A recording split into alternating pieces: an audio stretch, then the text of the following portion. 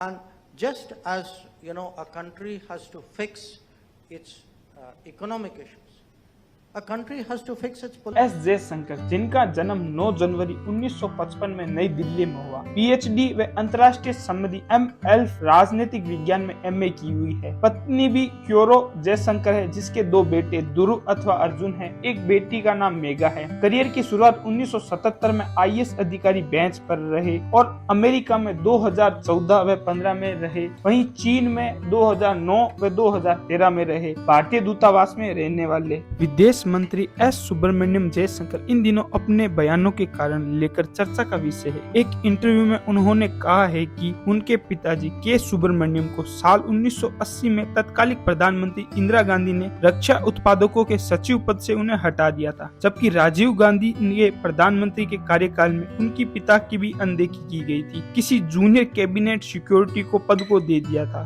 2019 में जब से एस सुब्रमण्यम विदेश मंत्री बने हैं, तब से वे अपने खास अंदाज के लिए चर्चा का विषय है। वे पहले से ही ब्यूरोक्रेट के परिवार से बिलोंग करते हैं। मूल रूप से वे तमिली परिवार से बिलोंग है। उनको 6 भाषाओं का ज्ञान है: इंग्लिश, हिंदी, तमिल, रूसी, जापानी व हेरोनिन। सिर्फ 24 साल की उम्र में वे आईएएस अधिकारी के रूप में बन पाए थे। उन्होंने 2015 के अंदर असामान्य परिस्थिति के कारण विदेश सचिव के रूप में नियुक्त किया गया। प्रधानमंत्री नरेंद्र मोदी ने तत्कालिक विदेश मंत्री सुष्मिता स्वराज को उनकी सेवावर्ती के कारण कुछ दिन पहले ही हटाया था, जिसके बाद एस जयशंकर ने इस पद पर लाया था। भारतीय विदेश मंत्री सेवा के 4 दशक के करियर में उन्होंने अहम भूमिका निभाई। साथ ही साथ चीन और अमेरिका के यह राजदूत के रूप में भी कार्य किया। भारत अमेरिका में असैन्य परमाणु समझौते पर महत्वपूर्ण भूमिका निभाई। ये चीन के भारत के सबसे लंबे राजदूत रहने वाले में से एक थे। इनके पिता एस के सुब्रमण्यम ने father of India static Thomas भी कहा जाता है। उन्होंने यूरोप को भी आईना दिखाया। जब यूरोप ने भारत को रूस से ऑयल न खरीदने की सलाह दी, तो उन्होंने कहा है कि यूरोप को इस मानसिकताओं को निकालना होगा। यूरोप की समस्या विश्व की समस्या है, लेकिन विश्व की समस्या यूरोप की समस्या कभी नहीं है। वहीं अमेरिका को पाक में F-16 लड़ाकू विमान दिए और कहा कि आतंकवादियों को लड़ने के लिए आपको दिए गए हैं। इस पर जयशंकर ने कहा है कि सब जानते हैं कि कहां और किसके खिलाफ यह लड़ाकू विमानों का उपयोग किया जाता है। ऐसा किसी के लिए बेवकूफ बनाना आसान नहीं हो सकता। वहीं सोरेस को भी फटकार लगाई।